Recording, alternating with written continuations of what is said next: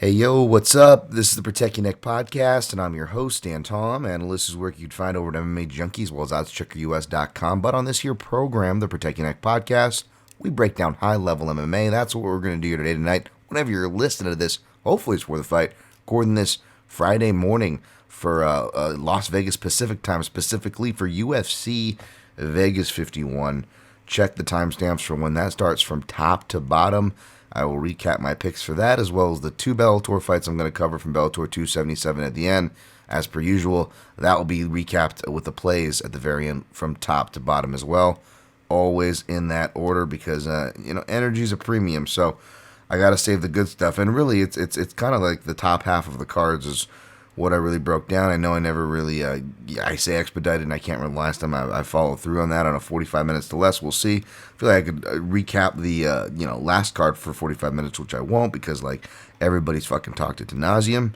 That's the problem with doing shows later in the week. So it'll just be a recap to start that, and then it'll be, the quick top two Bellator fights, which I have in-depths over up at MMAJunkie.com, as well as in-depth for the main event, UFC-wise as well. Luque Muhammad up there at MMAJunkie.com. Plays are up at OddsChecker, which I'll recap over here. Not much of a difference. Again, keeping small spreads, nothing too crazy, and trying to practice discipline as we should on weeks like this. It's a tricky week. We'll get into that, and that's it. We're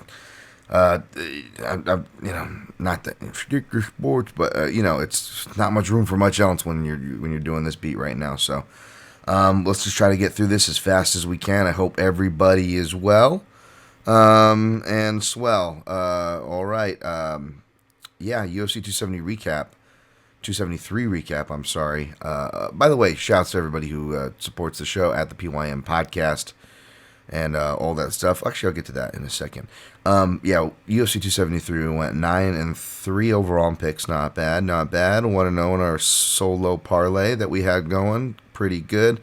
And 3-1 in props, which is really good. Could have been 4-0, arguably. We'll talk about that. Let's jump over to those results, shall we? Alexander Volkonovsky defeated Seung-Jung. Cashing that inside the distance prop, probably one of the more confident ones. Unfortunately, as a Seung-Jung TKZ, the Korean Zombie fan, that was sad to see. Although I will say, and got to be we and especially me will take shots. And at refs, and we always complain and this and that, and it's like, well, we got to congrats them when they do a good job. And even though everyone deserves, second and multiple chances and a chance to, explain themselves and yada, yada, yada. Herb Dean seems like a great guy, but we've seen so many bad stoppages, so many unexcusable ones, and so many where he stood behind when he had the chance to be like, yep, this, and he stood behind it, and which is a problem, which we'll talk about, of people making poor or maybe not the best decisions in the moment, not realizing that, me, myself included, we all should be raising our hand right now. It's a human thing, but it's also a human thing to feel like you got to defend yourself and double down on your points. So that, plus the whole safety issue, and you guys know my gripes with commissions to city regulators, OSHA, all these governing bodies that are that work under the guise of safety and are really just justifying a paycheck and making it difficult for you to do your job. And I'm not talking about legit safety stuff. I'm talking about bullshit safety stuff. Of course, folks, be safe out there in many regards. You don't need a dummy like me to tell you that. But yeah, it's I'm not a fan of those bodies, right? And I'm trying to realize these things, and when they do good things, to do good, and be nicer to the judges especially, and more understanding for their job, which we'll get to. Of course. But yeah, I got to give props where it's due, man. And Herb Dean, that was a good stoppage. More refs need to do that. Even refs we like that are experienced or whatever, wasn't, as bad as like that Benoit Saint Denis or whatever. At least he just like Dos Santos. But, Mark Goddard, going through all the hoops, and you could tell his heart was in the right place, and he was almost constrained by the rules. But sometimes, shouts to Sean Sheehan, who I believe said this on his podcast or on Twitter, I can't remember. But page note this as well when we get into the rules discussion, right? Is that I believe Sean said sometimes it's okay to color in the lines if you're coloring in common sense for the sake of actual safety because that's your actual job. I kind of added in character and colorize the last part, but essentially, Sean was saying something along the lines of, common sense is all right to apply within the criteria or rules, because if you look at the rules, ref can stop at any time, but it wasn't like one of those things where he was getting bombarded on or this or that, and it shouldn't need to. He just took a bunch of damage, was clearly concussed. The corners aren't going to stop it, and I'm definitely with you guys as far as criticizing the corners. It's not that I'm not. I just don't, and I do believe it is part of their responsibility. At the end of the day, it is ultimately their responsibility, but in the corner's defense, when they say, I don't fully agree when they say their job is just to win the fight and nothing else. I do believe that's their primary role is to win the fight, but because of that privileged position, you also have to protect your fighter. Another P word there, protect your fighter, right? So obviously it's the onus is on them as well. I just kind of inherently put less because, to be fair, and we can argue about what the fraction of the pie looks like or should look like. Those are two different things, both very much up for argument, right? The fact is they have to share their piece of the pie with another priority. It shouldn't over priority safety at the end of the day, but it is another priority nonetheless. Whereas the lone priority for these officials is protecting the fighter. So that's why I may be a little more critical on them. And that's also why, for right or wrong, it's definitely not right, but it is the state of things. I don't expect the corners to stop it. So that's why I put extra onus on these doctors and ringside officials and in-ring officials to do it. So massive, massive props to Herb Dean. I'm more than happy to have done the thing where I send out the tweet and then immediately proven wrong. That's why I hate talking shit. That's why it's not my style, because I'm that guy. I will get called out for these things. Again, back to kind of my luck thing. I don't like to. I've got that kind of luck. But I'm more than happy to eat shit on a tweet and cash a bet and have a fighter's safety looked out for at least somebody, which is seemingly seldom the case in this game. Aljamain Sterling defeated Peter Yan. I wanted to rewatch this one before getting on here, but it's been talked to death, and I didn't have time because that's another thing. It's so hard. I can only turn the page. I only had time to watch one round, which you guys know which round that is. I thought the round was for round one was close on initial watch, but I was admittedly distracted and probably still coming down off Chimaev burns a bit. And then round two, I agreed with people saying 10-8 and got some pushback on that. And without getting back too much into this whole and the arguments and this and that, under the way fights have been scored and this fight was scored, of course, you could have made an argument for Peter Yan here. I picked Peter Yan. Hearts out to you, bettors. I'm not trying to, say I told you so when I was like, oh, fucking glad I missed this. I was just so blown away by what I was seeing. Props to Sterling, which we'll get to. I was just happy that I wasn't getting burned. I don't know why. Like I said in the podcast, I don't know why I didn't end up playing this fight, but I didn't want to have action on it. Did not want to have action on it, and the price, I don't know what it was. Like I said, I go back and listen to the podcast. I laid out the matchup in depth, but as far as why I wasn't pulling the trigger, I was drawing blank, man, and I ended up being blank, thankfully, I guess, for my sake, right? Because, again, I would have been on the young side with y'all, and my heart's out to y'all. This was more, this was more just, and I'm not going to sit here argue, even though I did score it for Sterling, and I don't think it's a controversial score at all. My whole thing, which I know like others like fighting the good fight, shouts to Scott Fontana out there, making sure to tweet that where that 10-8 change came from. I know Sean Sheehan did a video on it. He's always doing videos and being a vocal voice in multiple mediums is much appreciated. But and I know, like, I think people like Sean are so used to the rules and so familiar with it by now. I don't believe he scored it a 10-8 or it wasn't an issue for him because he's again very aware of these changes. Which the 10-8 one was an unofficial one. It's kind of off the books. Both Dana's criteria toward it, or the unofficial Dana thing about it, and also the unwritten part where the 3Ds is now emphasized, as far as you don't need all three, but the one you really do need present in regards to grading a potential 10-8 is the damage, right?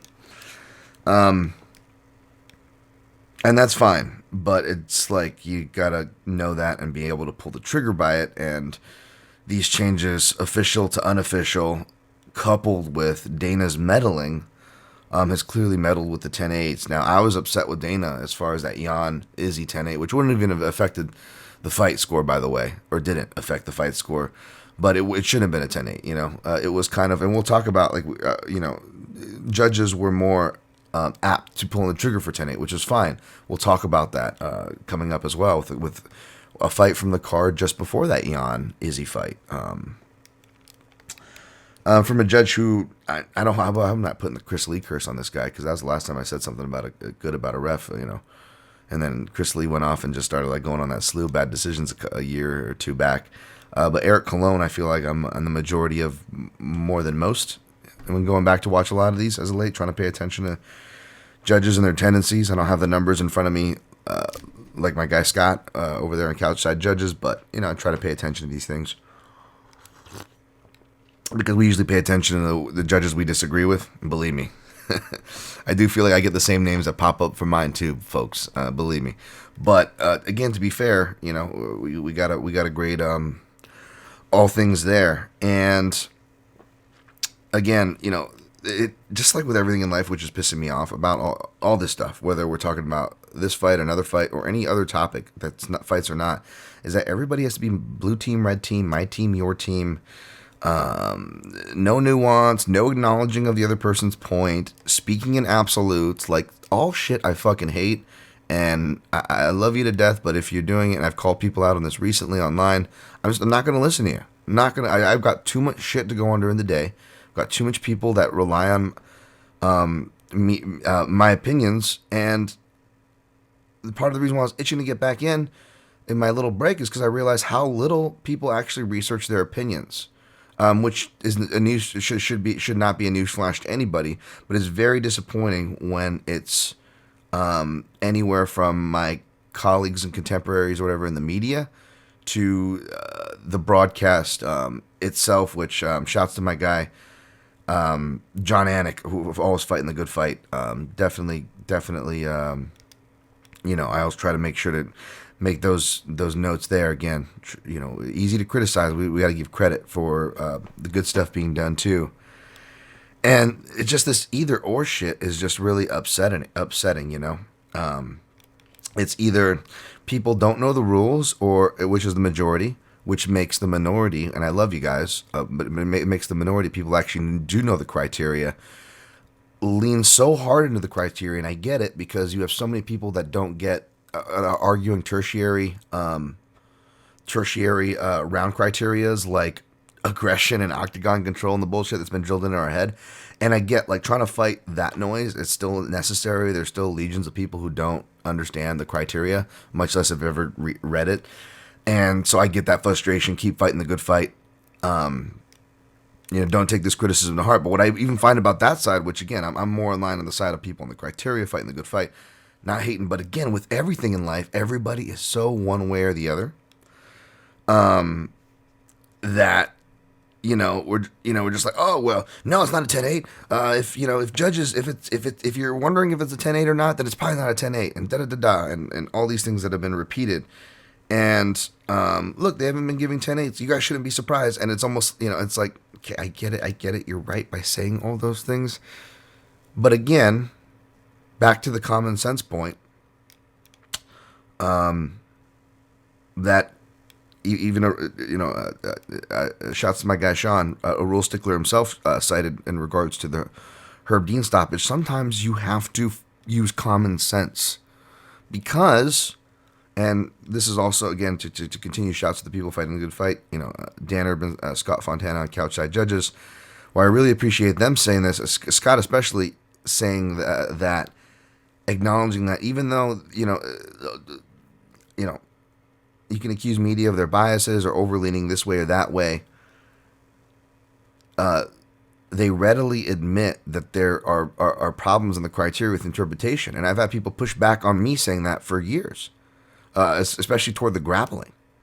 And I think what that round 2 in Sterling and Yan really showed is that, okay, well, if back control, it's kind of a point that I've been bringing up. It illuminated a point that shouldn't be new to you guys since you've been listening to this podcast, is that they're both written and in practice.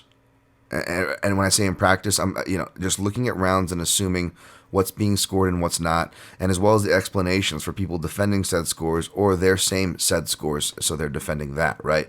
Is that sorry, I'm losing track now. I apologize, folks.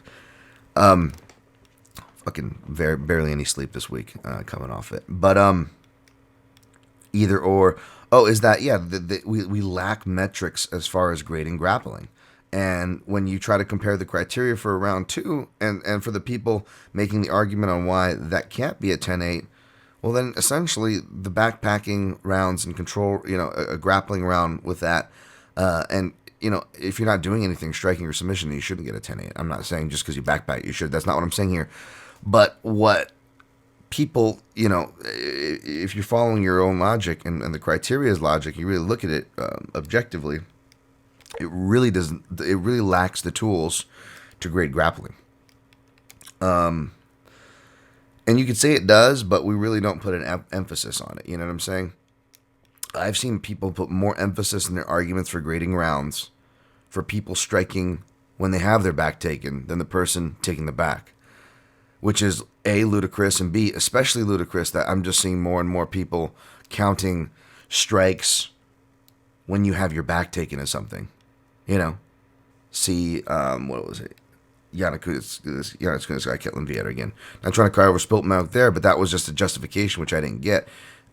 I'm much more okay with that fight for the reasoning of, you look at it, it didn't just cause superficial cut damage. There was hematoma damage. There were some quality elbows there. And when you have an inactive round, it does leave the door open.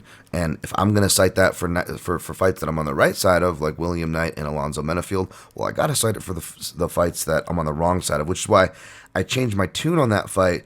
But I do bring that up because I even though I changed my tune, I still don't agree with your explanation not being, with your explanation including something as silly as punching when you have your back taken.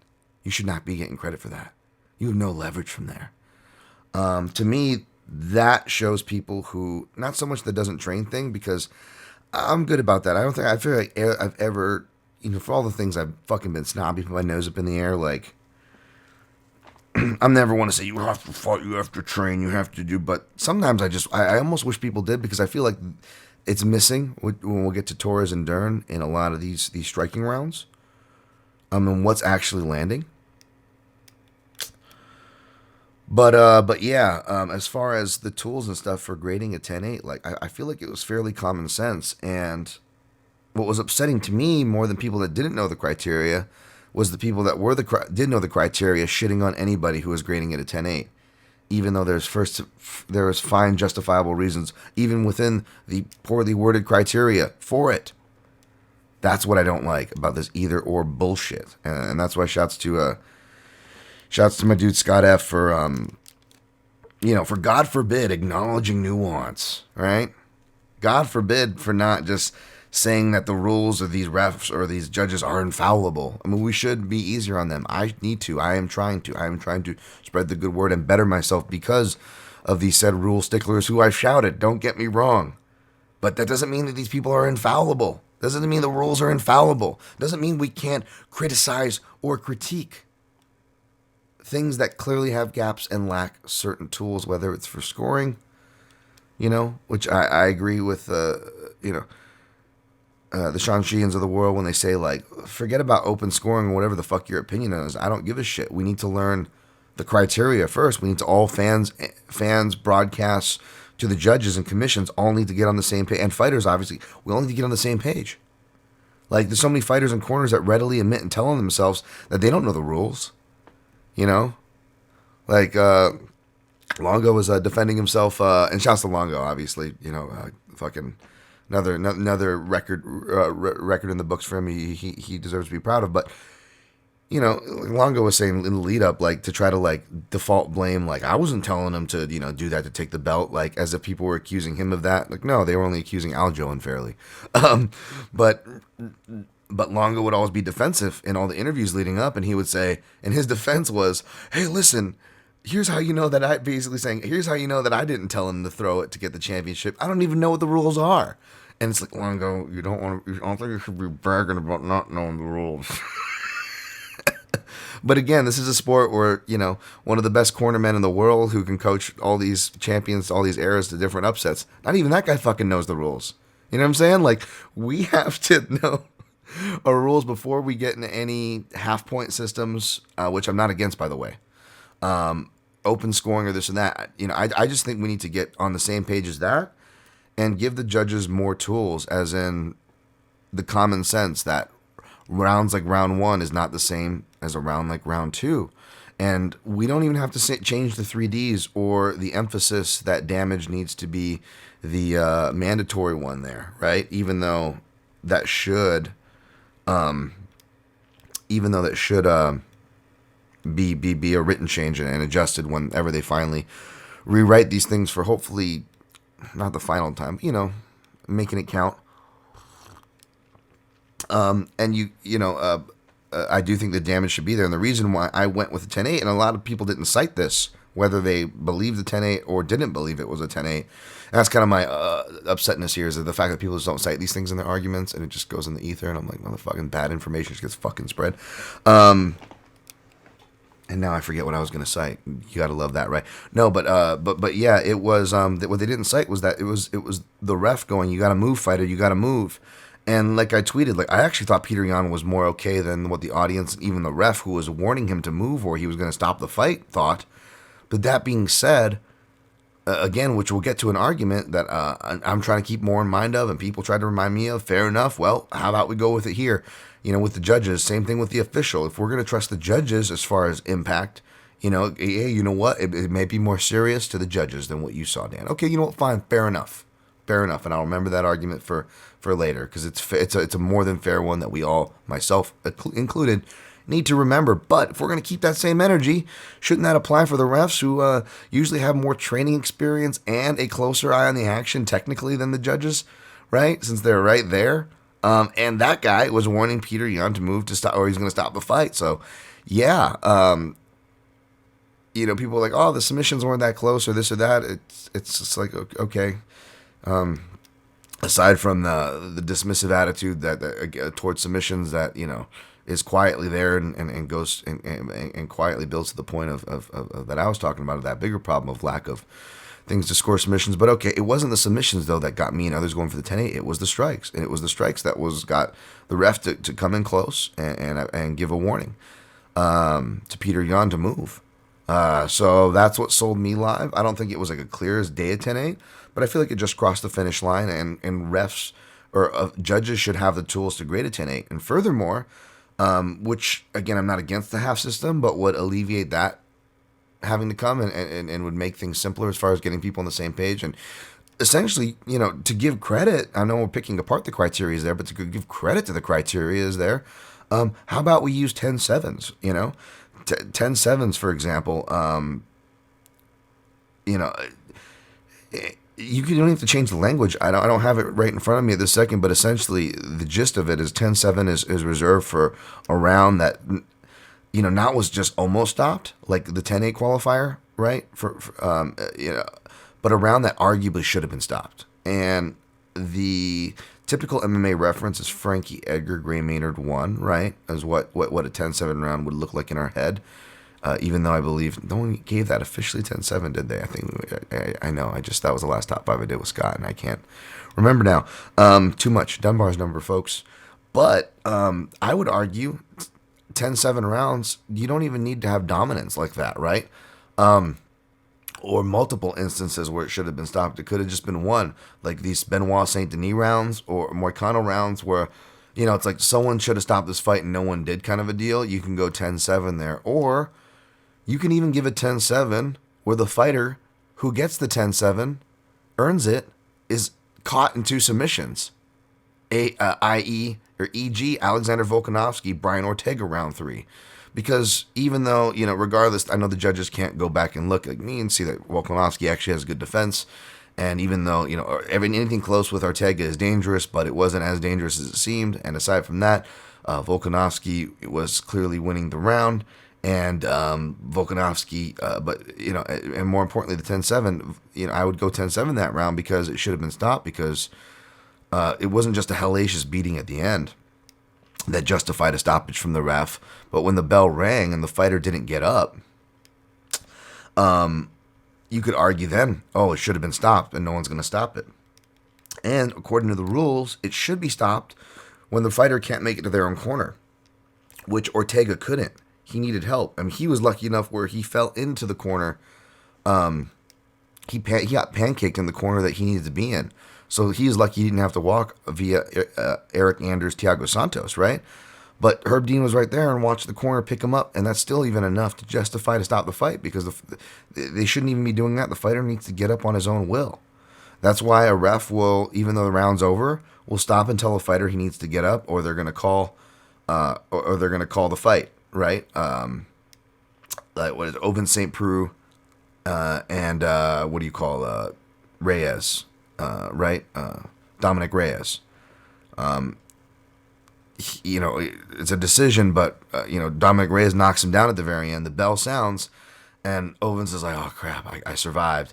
And the rest remind him, is like, yeah, you survived, but you got to get up right now. Otherwise, I'm going to count you out, and it's going to count as a knockout loss. And Ovens had to get up, right? And then he gets the decision loss.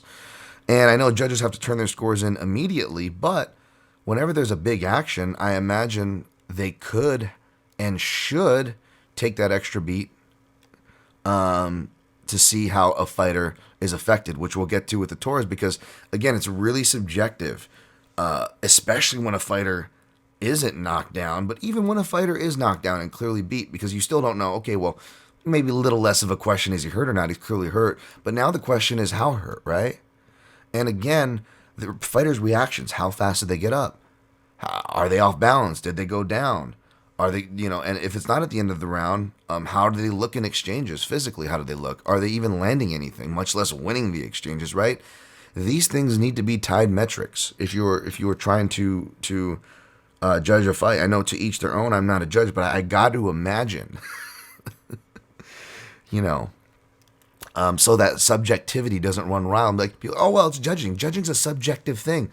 Or, pound for pound is subjective, which I don't want to even get in that shit. But you know what I'm saying? Like, yes, these are all subjective things by definition, but there are foundations that they are built on. And if you respect those foundations and you tether your subjective opinions to actual evidence, you should be fine. We can have a civilized conversation. We could paint a meaningful, understandable picture. But again, it's one side or the other. There's no, there's no nuance anywhere. So we seldom get that. We seldom get that. But yeah, it's but yeah, like, anyways, I'm sorry, I'm trailing off. But yeah, that could be like a 10-7 round, for example. And if we gave the judges these tools that are already within the criteria, it's not even like revamping of the criteria, what I'm suggesting. It's not even like this massive revamp. Like, a lot of the stuff's there. It's not, I wouldn't change it. I just would add certain things and clarify certain languages, like as far as the grappling. And but yeah, it's so, again, learn the criteria. Yes, you do. You all need to learn that, this and that. But at the same time, you run the danger of taking it too literally, to where, amongst many points I trailed off on, apologies, to where you're giving people credit for punching when they have their back taken, because that's damage or impact. And it's not even say damage, it's impact. And it's just like, no. And now I'm finally hearing people come around to back control and grappling. And what are they coming around to? Strikes, submissions, control the fight. Nope. The body triangle. Now all of a sudden, people are feeling like, to overcorrect the steering wheel, you know what? body triangle, you know? Reminds me of that old, George Bush, going to war in 2004. And he's like, listen, we got allies, and he builds it up. He's like, this isn't that unpopular of a decision.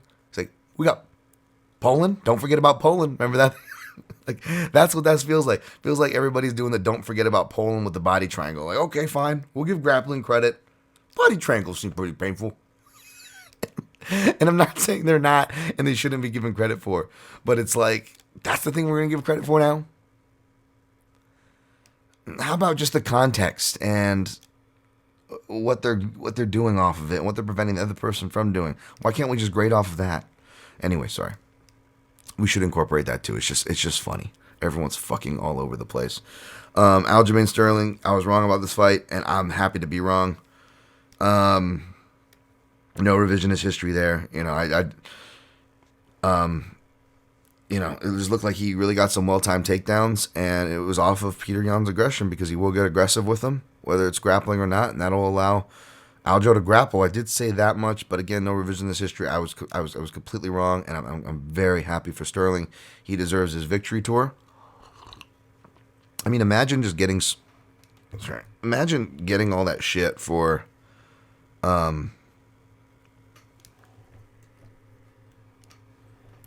imagine getting so much shit for someone else's foul. I mean, so many people were talking mad shit on that dude, and you don't gotta agree with everything Aljo says, obviously, for sure, but like, I did feel for him absolutely in that point, man. And so have your day, Aljo, man. Good on you, man. Talk your shit, King. Picked him the first time around, didn't pick him this time. Should have stuck to my guns, but just couldn't get the wrist controls, which seemed to really emphasize and come late as well for Peter Yan. I got to rewatch the fight.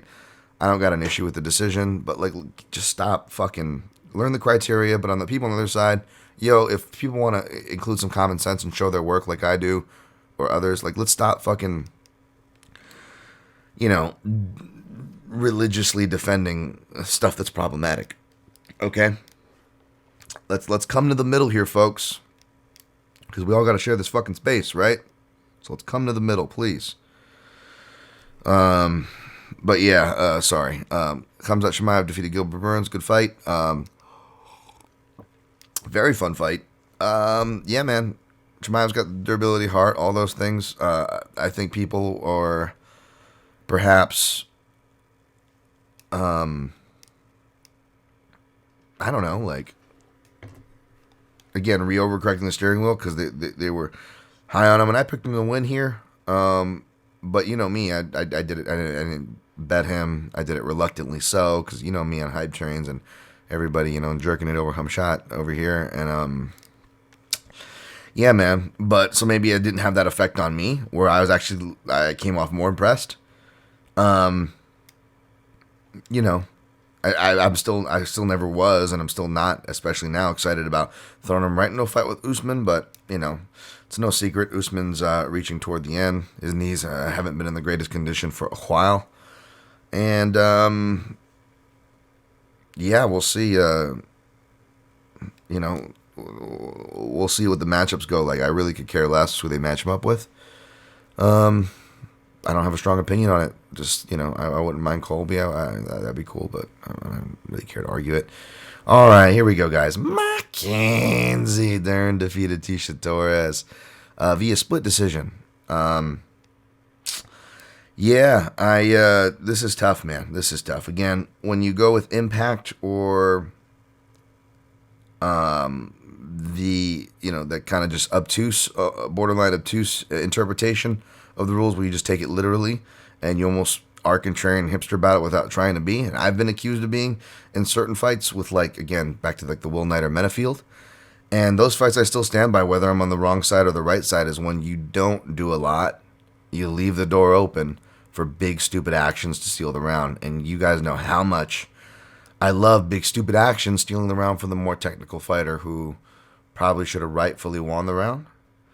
And I feel like this is a case because there was actually a lot of action to judge. And the justification I'm seeing from people I respect, which is fine. You don't have to agree with me here. I stated my bias, but again, it sucks. Why do I always gotta? With the Sterling one, I probably should have watched because I didn't bet it, and I was gonna do the judge is gonna judge column, but I just didn't have time this week. Love those columns. Shout out to Matt Wells. And it would have been a good one because I didn't bet it, right? But at the same time, you know what? There are so many, betting is such a popular thing in general that so many journalists, some that cover and or submit their scores regularly to MMA decisions, make bets and or even have betting columns. And seldom ever, almost never do I hear on the podcasts, see on their tweets, attached to the justifications and scores or opinions, never see the bet. Meanwhile, your boy here was accused of being biased, only gets accused of being biased because I'm like one of the only motherfuckers who states they're biased still. One of the only motherfuckers. I'm not even claiming to be a journalist. Not that it matters because most of us aren't real journalists in this sport. We don't have a degree for it. And not that that should matter either, but you know what I mean. But get the one basic thing, stating your fucking biases and doing your research. Again, on my fucking soapbox with this same point. So many people, regardless of their beats in this space, whether they're on broadcast, whether they're journalists, whether they're beat writers, whether they're podcasters, whether they're submitting score cover, anything. So many of them barely ever talk about their fucking biases when talking about these opinions. Yet your boy here always states his biases, always researches his work and opinions beforehand, and will tether, you don't have to agree, but will tether my opinions to actual evidence. Fucking good luck finding people who do one of these things in the many arguments I've seen for this fight or any other fight, and it pisses me off. Be better. Some of y'all listen to this show.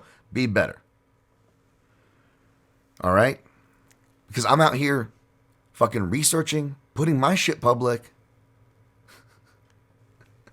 and admitting my biases every time, and it's annoying. And the justification I was seeing for a lot of people that I respect deal out the Dern scores was, the impactful strike, and again, almost arguably overleaning into the criteria, speaking toward that rule and delivering that in such a way that you would deliver it for a round where nothing happened. And for the criteria nuts, those same criteria nuts will also tell you that the reason why we don't have a 10-10 is because there's enough action even in a slow round, even in the slow rounds, right? Where we admit that it could go either. Even in the slow rounds, there still should be enough to judge. Dern Torres was not a slow round, round one. None of them were slow rounds. Round one was not a slow round. There was plenty to judge. Plenty of exchanges. And, hearing people go, you know what, Tisha stuff is not impactful. And then not following that road of thought, like, oh, wow, yeah, you're right, She's only been doing martial arts her whole life. Has only been fighting for over a decade in multiple divisions.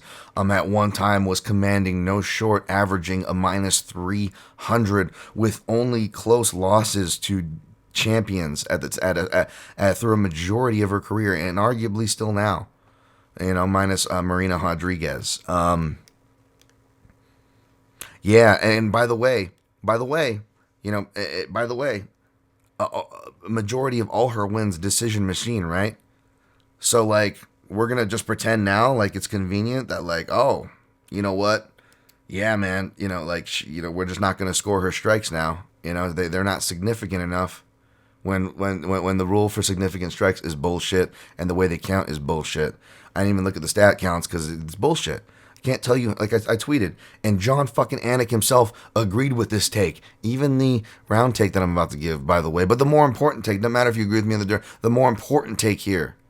Stop basing your fucking arguments off of stats and show your work. Two different things, but they're needed. Too many people put too much weight in the stats, and I can't tell you, like the tweet again, signed off on by many, can't tell you how many knockdowns, takedowns, significant strikes are just constant falsely recorded. They don't count leg checks. They count leg checks as landed leg kicks. So that's why it looks like almost, I try not to bring up that this person is getting leg kicks landed up in the 90 percentile argument, because everything according to Fight Metric looks like everyone's getting landed in the 90 percentile. You know?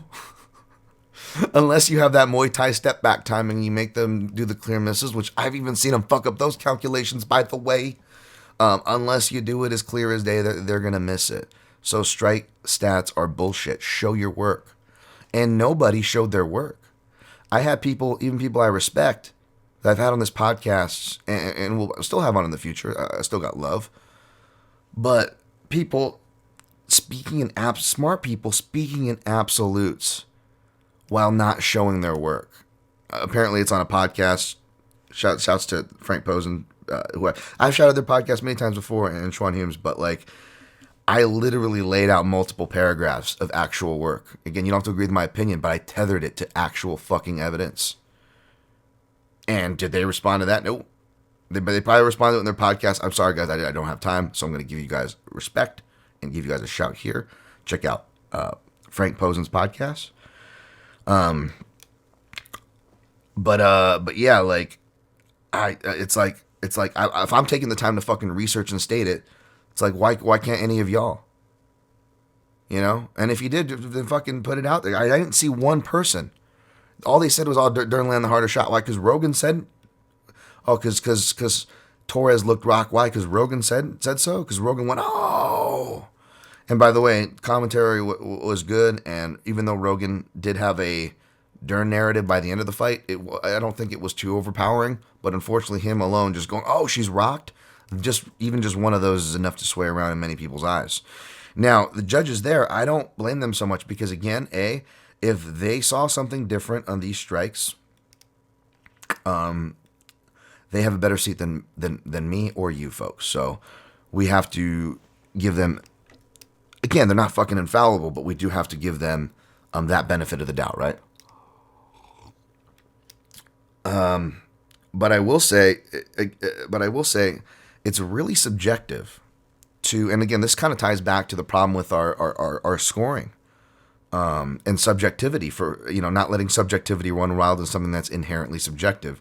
Perhaps this is why in boxing, they make it an automatic 10-8 when there's a knockdown, and they have rules about certain body parts, what justify as far as what needs to touch the ground to constitute a knockdown.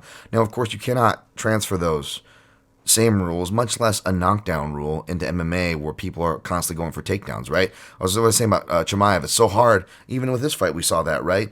It's so hard to see what's hitting and what's not, and how rocked some guys like Chimaev or a lot of these grapplers are, because with the grappling dynamic, you can change levels for a shot, right? And sometimes a fight can be stopped on that. What was it? Sabah Homasi, Abdul Razak Al Hassan, right? So again, I understand the problems. I'm not criticizing or calling for a knockdown rule in MMA. I'm bringing it up simply because the sports that have been doing it longer than us, folks, probably do things for a reason, whether it's their rules, like having a knockdown rule, to put a stamp on the so that subjectivity only can run so far and not run wild like it does in our fight. Oh, Torres is rocked.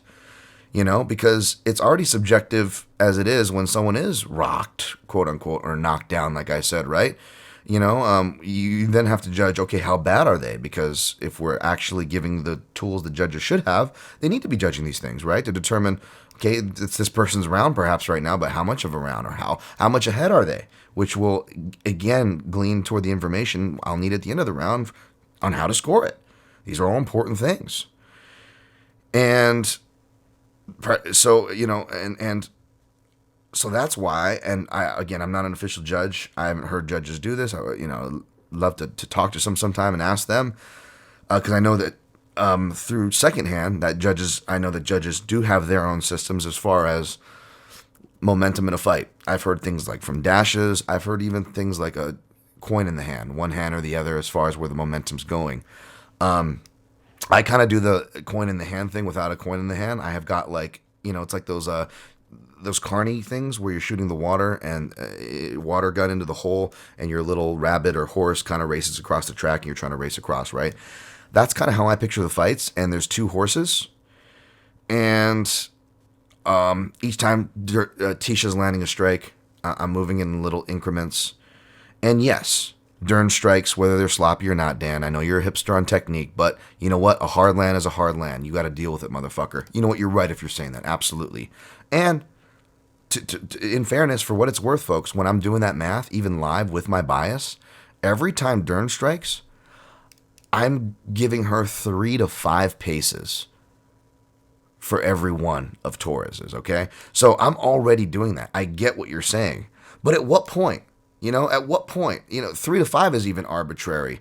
But, with the way people were judging, with the amount of strikes that Dern landed in comparison to Torres, it's like, man, are you guys like, giving her 15 to 20 per strike? Because that's what you'd have to do to clearly justify it. And it's like, at what end, At what end? And then at what point, again, because if we're following this logic, of you can't, Tisha's too small for the division, even though, again, she's been just fine up to this point. Even if we're going, by that logic, to what end? Because if we follow that logic, Tisha's record is not what it is. Tisha should not have won any of those fights because apparently her strikes aren't significant, right? Doesn't matter how technical it is. It's impact or damage, air quotes, even though it's written as impact in the criteria. But the funny thing is, when you look at impact, Torres, who was rocked, she didn't go down. She didn't even drop to a knee. She didn't shuffle. She didn't stagger around the octagon. She didn't stanky leg. She didn't even change her stances or back up significantly. She looked stunned, yes, briefly through her eyes, but her eyes fixated right back on her opponent. You know how I know that? Because each time she landed, by the way, Tisha Torres, I only clock generously that she lands 2.5 to 3 strikes in the first half of the round. That's all she lands clean. And only one of those is a right hand that is off the break, and Torres no sells, doesn't, again, fits the checklist, doesn't even look stunned like she's rocked one that happens in the back half of the round. I don't know if that one happens at a minute 24 or another one happens, but there are 2 really significant right hands that I give Dern a ton of credit for, not just the one. Everyone's like, oh, it's the one. Like, she actually lands another just as significant right hand than the one Rogan reacted to. But you know what happened both those times, folks? Again, Torres fits the checklist, doesn't show any signs, and immediately counters. And when I counted, every time she gets landed on, she lands a minimum of 2 strikes. At the end, she lands 2 strikes, but like the big right hands everyone's making a big deal of, she actually, if you go back and watch, she lands 4 strikes after getting, air quote, rocked. And those 4 strikes take place over 2 exchanges before Dern starts even coming close to landing stuff that qualify as lands. So for someone who's, air quote, rocked, she doesn't go down, she doesn't shuffle, she doesn't stammer, she doesn't change her stances. She immediately counters as she darts, mind you, like doing like really deceptive technical counters where you're striking and getting out of the way, winning multiple exchanges after said times they're rocked. But of course, no one even acknowledges this when they're making that argument. Even people that came at me, no one acknowledges that, right? She does it both times. And then Dern closes the round with 2 more good right hands, but Torres returns with 2 unanswered hard side kicks. And I know they're to the body as opposed to the head, but they debased, and I believe one of them even knocks Dern on her ass briefly. And she shoves Dern off twice. Also, with the leg kicks, she was hitting both traditional leg kicks as well as to the knee, which was really bothering her. That Khalil Roundtree Bukakis injuring knee. On at least 4 different instances just in the first round, Tisha Torres gets Dern to shuffle her stance, stop in her tracks, and show visible frustration and change her trajectory. Is that not impactful? Right? If we're going by impact, like that's actually impacting someone's approach, right?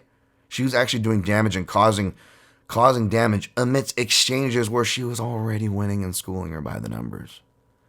As far as the body goes, like I said at the end of the round, she debases her stance, I think he maybe even puts her on her butt briefly with 2 body kicks, like 300 style kicking somebody. You know what I'm saying?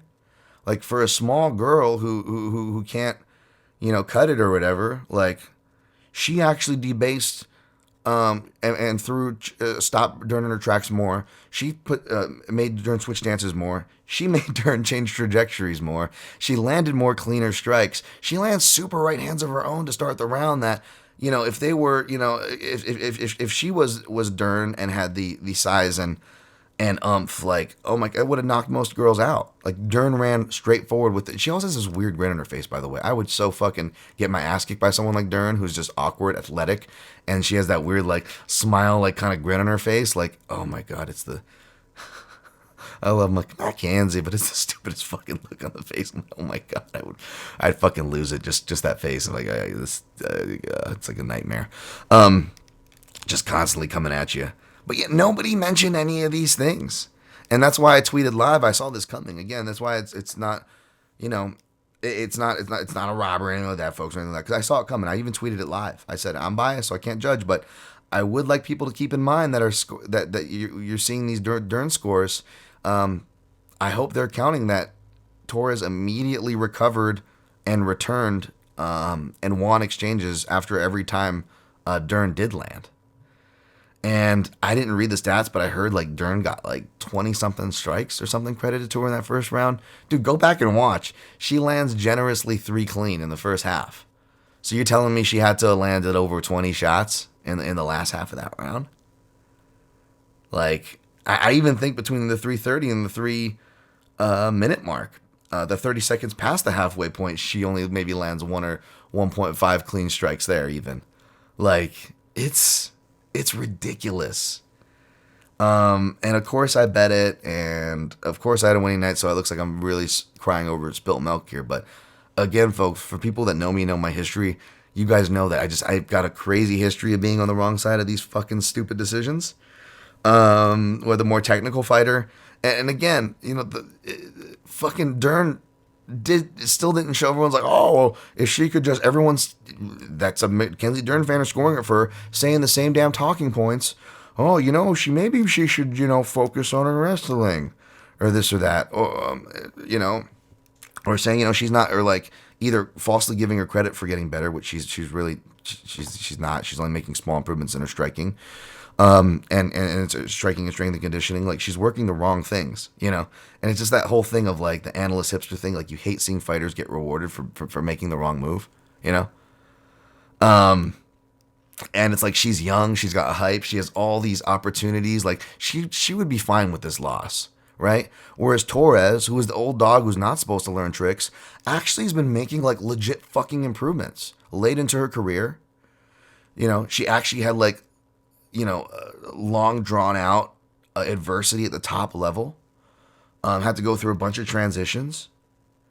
Fucking worked her ass off to get back where she is, and was at a crucial crossroads that could have gotten her top 5 and top 5 matchups. Do I think Torres is going to fight for a championship or become a championship? No. But does that mean she does not deserve the opportunities that she clearly already deserves and put the work in for? So forget me, forget my opinion, forget my bet. It's like we're rewarding the person who fucking, I just hate seeing that, man. I just hate seeing the fucking hardworking vet busting their ass to, one of their last chances to get back into some bigger fights, some contention. Again, she's not going to win a title, but, she could have got easily to some fight night headliner, which, might not excite you guys, but it's good money for Torres that Torres deserves. Nope. Not even her win bonus now. But yeah. Y'all just cite impact and don't actually look at the fights or go back or do your due diligence. Be better, media members. Be fucking better. Admit your biases and do your work so you can show your work. Fucking, again, totally cool with the judges scoring it that way because their cage side. It's the explanations that I'm seeing in the space, especially from colleagues, pisses me off so much. Anyways, Mark Madsen defeated Vince Pichel. No opinion there. I'll go fast on the rest of this.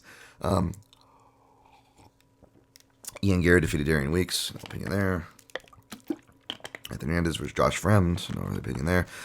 Raquel Pennington defeated Aspen Ladd again. Ladd thought it was close, and some people did think it was. People were laughing at Ladd. I'm like, again, I saw even people like whose opinion I respect and are are amongst the usual scores you see thrown out there. We're thinking, like, I think round 1 or something was close. Like, again, if you understand striking exchanges and like body work and counters, again, body work and counters are just so hard for people to see. I know I give shit for the judges, which I do want to give credit to the judges because I forget which fight it is, but there's a fight on here where I'm like, oh yeah, I think it was Mike Perry Luque. If you give Mike Perry that round, it's either because you listen into commentary. It was a close round and well fought, and Mike Perry did good things. But he really won it because of body work, and that wasn't being talked about as much.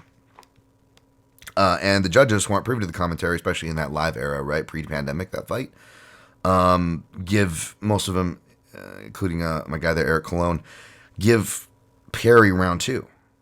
And to me, I'm like, you know what? I got to give the judges credit there. I always say they're allergic to grading body work, but if they were to give Perry that round, that tells me that they graded the body work. So good on them, right? So to be fair to the judges, I want to say that. And I also want to say, again, it's not just the judges. Everybody, educated fans, educated people who score, miss body work encounters.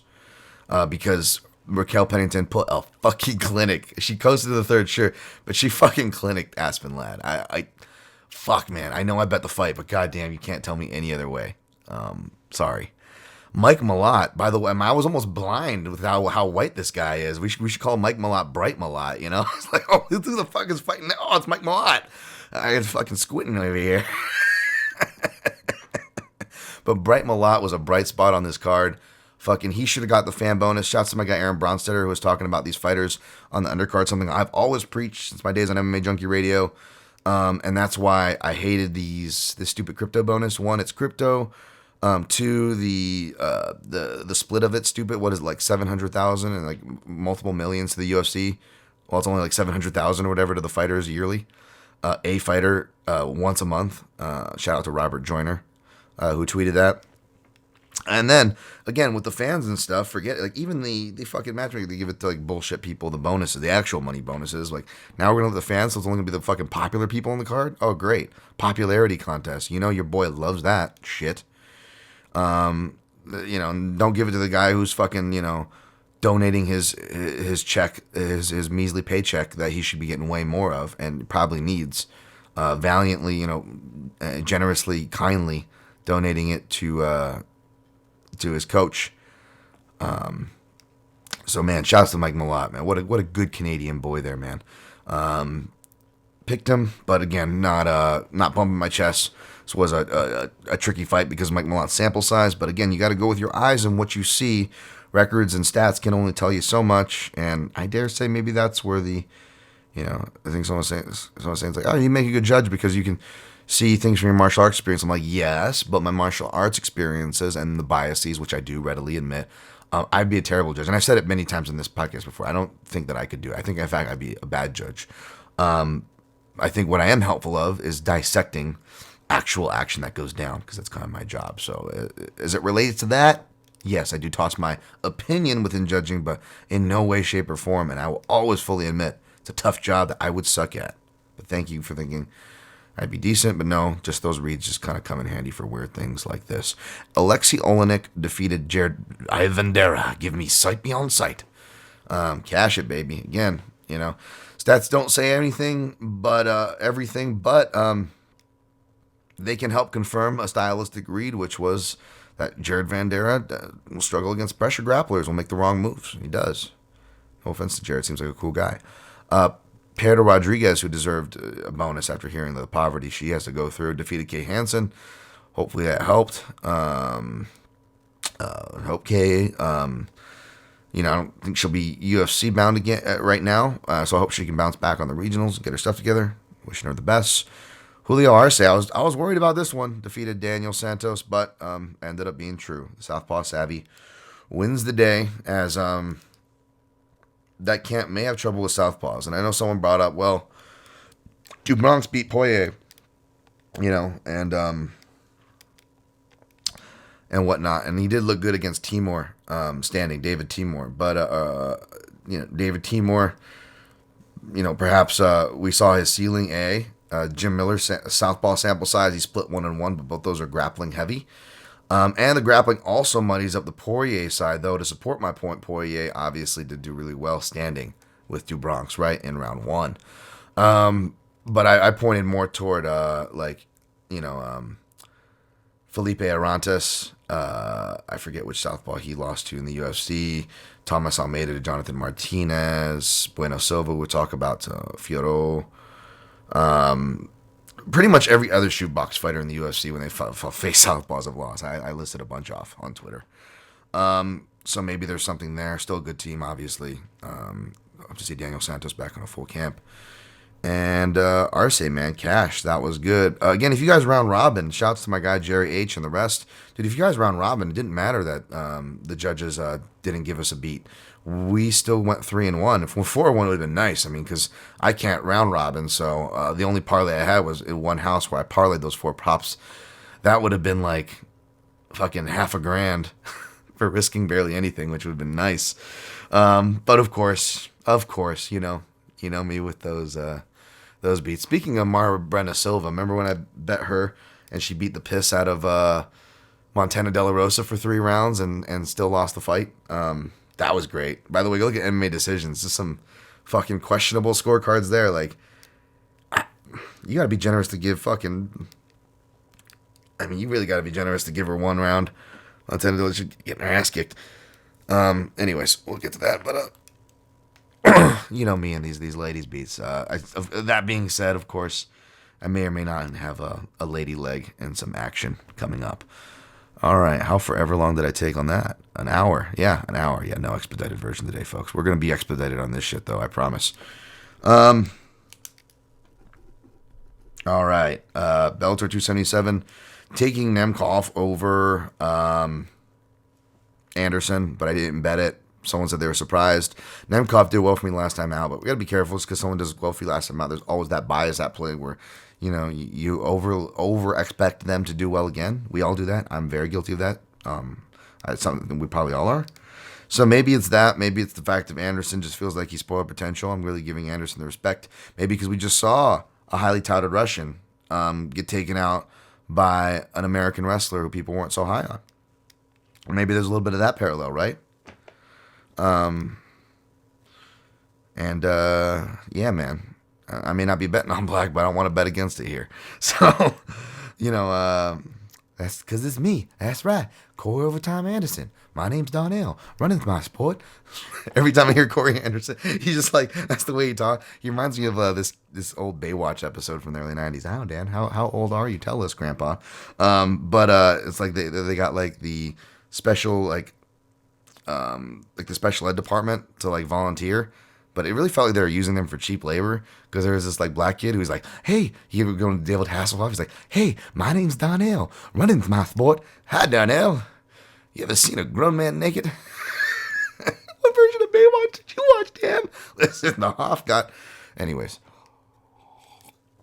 That's not what happened, but the point is, Corey Anderson always reminds me of that character because he's the way he talks. He's always like, that's right, and what I'm going to do is that, and then I'm going to get that. But Scott Coker told me he's a martial artist. That's why I come here. So I'm back to wrestling. Now I'm wrestling. They ain't going to stop me. Going to hunt. Got a red truck. It's what I do. Wife's in my corner. She messed shit up. She's real good. She's a fighter. Like, by the way, shouts to his wife. He's got like the Sam Alvey thing because like the wife actually like gives him good strategy and good advice. Like she was the one that like pointed him in the right direction to like, as far as like when Corey started actually making like these boxing improvements and stuff, like I heard an interview and actually his like, it's funny, man. It sounds like his wife's a super sharp lady. So I don't say that to make fun of him. I hope people don't take that joke the wrong way. I'm sorry. It's just what I hear every time I hear Corey. I hear that character. My name's Donnell. Running's my sport. Like it's what I hear, folks. And for better or worse, I'm honest in this podcast. Wow, Dan, that was a very informative breakdown. But yeah, basically, Nemkov's cardio, could still be suspect. He won those matches. He looked good going along in the last 2, but those were the caveats in fights he could control and lower-paced fighters. That is not Anderson, but Anderson still, with boxing improvement, still needs his takedown game. And Nemkov's wrestling looks really good, even beyond the first layers that he initially had, probably because he spent 4 of his 5 last camps preparing for folk-style wrestlers. And if out of shape, off the juice, looking like overmatched 44-year-old Melvin Manhoff can shuck singles on one leg and hit underhook get-ups no problem in the first round until he gets tired, which was even a problem for prime Melvin Manhoff, which, that with himself too, the stylistic matchup in front of him. Those were even just juice to the gills Manhoff. That was a problem. Yeah, he was going to lose that fight. But if he's able to do that stuff, then what's Nemkov going to be able to do? And Nemkov's been getting better at countering. Not as many hooks, but he does throw a lot of stuff from the left side, much more now. And left-sided strikes, kind of like Bilal Muhammad, who we talked about, like Corey Anderson, they both share that. Most of all their knockdowns and knockouts come off that left side. So I'm going to go with Nemkov to find a finish inside the distance. Not enough balls to bet, but I would probably bet Nemkov if he got to minus 150, which doesn't look like he's going to. So I'd probably bet him inside the distance at plus money, which I haven't because I don't have the balls. Same with Patricio Fiere, who is like plus 245. If he goes above 250, I got out of bet at a principle. But I still haven't bet him despite picking him over AJ McKee minus 310. I feel like you got to justify, I got to see you in championship rounds, and I got to see a matchup play out more than a couple exchanges before you can justify a north of 3-1 favorite to the promotion's most proven talent, who has never lost 2 consecutive fights, is 5-0, undefeated in rematch, and is 6-3 against Bellator level southpaws. Now, most of those victories came over the same 2 grappling-based fighters in Wilson Hayes and Daniel Strauss, but to his credit, he was thoroughly outstriking Benson Henderson up at 155 before that freak leg injury. So, I took Fiore here. I just, because also McKee, you look at his toughest fights, whether it was Brian Moore, fucking Brian Moore, or like other fights, like it was guys who could counter and or wrestle a lot of times. Counter and or wrestle have been AJ McKee's kind of toughest fights. Pat Curran, so on and so forth. So that's kind of Fiere's game, man. Counter fighting and wrestling is what he's focused on and excelled in the last half a decade.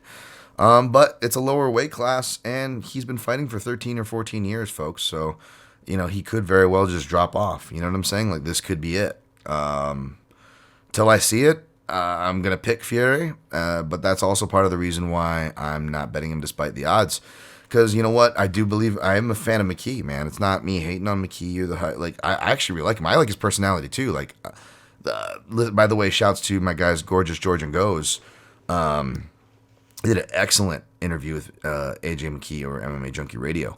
And just listen to him talk about cars and stuff and imports to GM stuff. Like, I was like, oh, I could get down with this dude for sure. I already liked him from my experiences covering him, both of his fights in Hawaii, where, we've seen him come through adversities in those sense. Like, he was sick, was throwing up. It was a known thing. I didn't say anything, but it was kind of a known thing on the ground. And he came through. That's why that fight was a bit tough with Derek Campos, where, his car, so I don't criticize his cardio for that. We still got to see him in championship rounds. He's shown to come through those adversities. He had 2 bad rounds against Brian Moore, and then he came back and dug it out in the third. Now, he got lucky and got a finish with explosion, his first explosion within the first 30 seconds of the third. If he fails on that, who knows how that looks the rest of the round, much less the way that fight is scored. But the fact is, he has shown that gear. This guy is a special talent. I said it in my breakdown. AJ McKee is probably the most talented improvisational fighter, regardless of organization or division, I've ever seen. That's a huge fucking compliment, and I stand by that. I think this kid's going to be special regardless of the result. I'm not an AJ McKee hater just because I'm doing my job and being critical and tying critical things that aren't overly critical, mind you, to actual evidence, or backing at least a fighter who has proven the actual evidence, especially in these rematches. So I'm going to take Fiore by decision. I haven't bet it. Good luck if you did. The value is certainly there. I'm a pussy for not betting it, for sure. Feel free to call me that, because I am. I don't know. Maybe it's my again. It's not. I don't have hate for Anderson or McKee here. If anything, it's my respect for these guys that's keeping me from playing against them, despite picking against them. All right. Okay. So that's that. Shouts to, by the way, Pascal R, who donated the PayPal link for this here free program over at mixedmartialanalyst.com, where you can find click-throughs for crappy companies like Amazon. But there's also a secure PayPal link, as well as my link tree at Dan Tom MMA on Twitter, the only social media I'm somewhat active on. At the PYN Podcast on all social platforms. If you want to reach the show, write in, ask a question. Not enough people do that, but you can. But yeah, all the likes and follows for at the PYN Podcast on social platforms. Actually, that really helps. And I won't spam your feeds. Daniel Tom MMA. Shouts to the YouTube listeners. I don't deserve you guys yet. I'm still working on getting video, so I don't deserve to pump it up. I don't deserve subscribers, but thank you for subscribing. If you want YouTube or to see past video content like interviews or top 5 shows there, Daniel Tom MMA. And Apple Podcast 5-star ratings and reviews. There's the plugs. Thank you. All right. Now with that, what time did we start this? 1:11. We never get an expedited version. It's like longer when I say it's going to be expedited. But this breakdown is going to be very quick. All right. UFC and ESPN 34. We got Vicente Luque minus 195. Price going back up. Bilal Muhammad plus 165. Yeah, man. I was initially going to stay away from this fight. And I'm one that's like, again, that I preach with rematches. Whether it was last week, which, again, to my credit, we did see a different rematch take place with Jan and Sterling, as we were reminded many times. Rematches are often different, and we have this thing where we're like, we just assume it's going to be the same, and it's representative with the betting spread for McKee Pitbull. But for here, it's not as deep yet. After I did the work, folks, and after, again, I'm the contrarian king when it comes to that shit in rematches. No, I thought... Despite, and I these guys, obviously the fight was forever ago, and you can't take too much credit from it, and both men have improved, and I lay out those improvements in my in-depth breakdown at MMAJunkie.com, but that doesn't mean that the stylistic dynamic has necessarily changed, and I don't think it has. For how we'll ultimately see, right, for how it plays in between these fighters, but the reason I come to that conclusion is because I don't think their stylistic dynamic as far as stylistic kryptonites have changed for either fighter. Luque, they both have trouble with counter fighters, whereas Luque has more trouble with counter fighters who can counter him with also really good wrestling, right? Especially early in his career. But then he works hard, trains stateside with wrestling camps, as well as some catch wrestling coaches like my coach Neil Melanson, who really helped him step up that front headlock game. You look at the finish rate on that shit go up, right? After he works with him in 2015. As well as his wrestling from his stateside training, which, he does still mainly train out of Serrato MMA. We got to make sure we give credit to the home camp there. But sorry, hopefully it's not coming weird on the mic. My voice weird there. But yeah, he's doing better in that sense. But still, counter fighters like Stephen Thompson, Leon Edwards, even, when fighters choose to sit back and counter and dedicate to countering like Perry did. And it was weird because Perry, he deteriorated strongly. It was like one of his strongest performances, that fight, is when he was still like giving a shit and like trying to do what his boxing coaches in the South Florida camp when he was there. But that was like one of his last good looks. Then he went like garbage, like looked awful in the bag, looked awful in fights. So, and we all know the story of Mike Perry. So it's really tricky. But Mike Perry, actually made a good account for himself. Brian Barberina has always been savvy on the counter amongst other plenty areas and will pressure his way into counters, put up volume, deceptive in the clinch, crazy chin. He has always been underrated, comes and puts on his best performance. And I think people just start bagging on Luque after that, right? They're like, look at him, he fights to the level, it's da-da-da-da. And, Luque is still making and to his credit, even though his style naturally will go for the finish, he will always put himself in the heat of battle. He does make quiet improvements to his defense. He does make a lot of efforts to check leg kicks. Does he check the majority of them that come his way? No. Very few fighters do. But the fact that he even thinks about checking leg kicks puts him above 90% of his contemporaries alone, right? But he actually does it probably like 20 to 30%, which is a pretty decent amount, especially for MMA. Pretty damn decent. How clean those checks are, results will vary, but he does do that. Whereas Muhammad, very susceptible to leg kicks. He'll throw leg kicks himself, but very susceptible to leg kicks, as we've seen, because he's heavy with that jab. Muhammad, not as vulnerable to the wrestlers, but almost more allergic. I would argue, in fact, more allergic to counter strikers than Luque. In fact, when you look at the counter strikers, he's pretty much lost to every one, minus an old Stephen Thompson, where he gets Stephen Thompson in the small cage, the blueprint's been written, and Bilal, One of the things he's always kind of had from his wrestling base, but has only kind of improved and emphasized on in his fights, is takedowns, right? Bilal Muhammad, undefeated when he can get 3 or more takedowns in a fight, by the way. Interesting stat. So guys that can deter or defend takedowns and counter, though, are his kryptonite. Jeff Neal, even Tim Means, who arguably won that fight, it was a split decision, right? Counter striker there. Alan Jobano, that was short notice, but that's a counter striker. Obviously, Vicente Luque the first time, that's a counter striker. There's a loss there. I know he was doing decent and he deserves to have seen the Leon Edwards fight finish, but that was a bad match written all over it. As I called out my breakdown, the left-sided propensities are going to own him in the southpaw double attack, and it was, minus the eye poke. So these are just bad matchups for him, and unless he is really able to put a pace on Luque and tire him later rounds, it's pretty much Bilal decision and Luque inside the distance. I know I hate saying that because, again, even Dern supporters, right, were wrong last week because we thought the dynamic was Dern decision or Dern inside the distance or Torres decision, and that was another frustrating part about the result because it even burned a lot of Dern backers there, right? So we got to be careful when we assume these two outcome fights, but for the sake of admitted reductiveness, that's the general outcomes of this fight, right? So even though, again, I was going to look to bet other stuff, but between me passing on the fights that I really put a lot of work in already, like the Bellator fights, I really did a lot of work and research in those and didn't feel great betting it. But I'm like, well, what was I going to depend on looking at the rest of this card? Spoiler alert, I don't like anything on the bottom half of this card. It's going to be a very quick prelim breakdown here, folks. Do not put a lot of weight into that breakdown of mine either. Because it just wasn't worth targeting, wasn't worth researching. So much to go through, right? So I really had to vet, and I'm like, you know what? This is one of the more clear stylistic dynamics. These are some of the more proven fighters, right? This was something you want to look to bet, especially in this day and age where it's like half contender series fucking fighters and half fighters that maybe shouldn't be here in the first place. Not hating, they deserve their chance to make money, and they deserve more money. I'm just saying, if we're being critical here. Yeah, maybe that's where we should be putting our money. So 1 unit on Luque inside the distance. Got 2 out of 3 plays. 2 out of 3 hit, I'll be good. So hopefully this one won't make or break my night, but we'll see. Played Luque 1 unit inside the distance at plus 130, I believe I got him at. All right, next fight. Omar Gadziev, minus 130.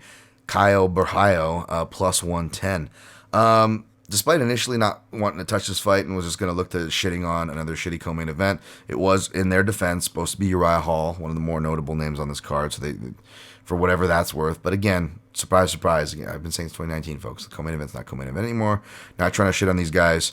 And I wasn't trying to shit on Caio Borralho by giving him a C on his first Dana White Contender Series, not his second one, which seemed to upset a lot of people. But you know what? I went back and watched. And even though there's still some questionable decisions, and I stand by my analysis on him being so comfortable in the clinch, the dude's got some skills. Borralho's a black belt under Damian Maia. He's a brown belt in judo, but has won both regional and national judo championships in Brazil for whatever that's worth. And you see it because he actually plays with feet really well. He's got good balance in the clinch. Can even do takedowns of his own. Level-changing takedowns that are slowly getting better. He's not bending the back as much. Each fight, he almost gets better at changing his level there. Not that I'm the fucking wrestling god or whatever to critique, but, I do understand wrestling, so, it's something I look for. And so even though the clinch stuff is worrisome, I do wonder, can he stymie Omar Gadziev? And if Omar Gadziev gets him down, will he be able to do much? I mean, he got guard retained by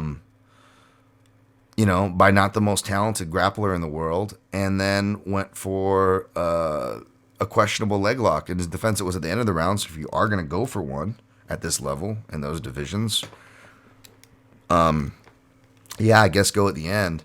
But it was really dangerous. I'll be curious. There are leg locks in judo, and Kyle seems like I know that's his gimmick with the nerd, the glasses, the nerd team, but he does seem like a smart guy as far as the way he fights, He doesn't take too many crazy risks, whereas that's the thing about Omar Gadziev. He's got the undefeated record, he's Russian, even though he's training out of the MMA factory in Paris, France. He came up doing freestyle wrestling in Russia. and he's got a combat a Sambo World Championship, whatever that means. And you see it in his style. The problem is he gets too wild. He constantly spins without throwing strikes on the feet. He telegraphs his takedowns and really reaches his head and neck for a guy like Bohio, who's got like multiple Bravo chokes and guillotines. He specializes from front chokes. And when he is on the ground, like I said, he'll drop back for leg locks. So standing, transitionary wrestling phases, and mat wrestling, grappling on the ground, Omar Gatziev shows really questionable decision making, like almost like he's asking to be emphatically countered. And I think that's what happens. Kyle Bohio seems to have really good eyes and exchanges. He almost got a flying knee knockout a couple times in his Contender Series fight, his first one. And with Omar Gatziev, the way he's fighting, I feel like he's going to flying knee knock out him in round 1 or 2 here. And if it goes to decision, I think that he can maybe even win a decision there. Omar Gatziev does not, his striking seems to fall apart. As soon as it's pushed beyond any kind of limits, whether it's himself or his opponent. And again, I don't know if he's going to submit Bohio, so he's really got to just dominate him and not make bad decisions for 3 rounds. So I'll take the dog, actually. It's not a spot I usually betting a Contender Series dog, but he's going against another Contender Series fighter. Bohio also, this isn't the sole reason why I don't have like special inside information, but yeah, he's been up here for the last 6 weeks, I believe, in Vegas training in Extreme Couture, getting plenty of good looks. I really liked what I heard from him in interviews as well. So I didn't throw a whole unit. I threw 3/4 unit because, again, this is a sketchy card, Contender Series fighter here. But it's a dog that I'm going to back. So 3/4 unit at plus 111. I got Kyle Bohio on. It's going to be crazy, folks. Spoiler alert. It's going to be like the last 5 fights. I'm just like, all my action's going to be on. It's like going to be fucking nonstop. I'm going to be sleeping until then, pretty much. Andre Fiala, plus 150. Miguel Baeza, minus 170. Was initially going to stay away from this one. Again, even though I was spot on and I picked Pereira to win by decision, to use that big cage, Fiala was going to be underrated and have his spots, which he did in round 1. But the thing with Fiala is his gas tank is suspect. He gets tired. He hasn't faced a lot of grapplers, but grapplers want to take him down, can take him down and win that way. Which is something to watch out for here. Baeza finally gets to his underrated wrestling and ground game. That's definitely a path here, and the small cage is going to encourage that, right? But Fiala also is very hurtable. Like, he does pressure and cut off on all the right things, maybe he can recreate what Dusko Todorovic did to Pereira, right? Or maybe he can recreate what Santiago Ponzinibbio did to Baeza here. The problem is he looks the part, but as soon as he gets pressed and gets hit, he gets hurt. He's only been stopped twice, but he gets hurt a lot. Baeza, you can argue, has also been hurt a lot. He got hurt before beating Matt Brown. He obviously, got stung in the Ponzinibbio fight. But he's not getting hurt in every fight. And even in those fights, these are some like really hard hitters, right? Who knock out really good fighters. And Baeza kept his composure, showed the heart, showed the recovery, keeping his eyes on. Again, almost too much heart and wanting to stay in and not be deterred, because then it costs him when he comes across a murderous puncher who's like almost like a mythical puncher, like Death Touch, Din Mock style. Like, not much people I say that about. It's got the Din Mock, but Chaos fucking Williams does. So, like, do we really got to hold that against him? I know he let a lot of people down, including myself, although I don't fucking hold it against some of these fighters, and I only bet Baeza by, like, submission, I think, which he did go for, right?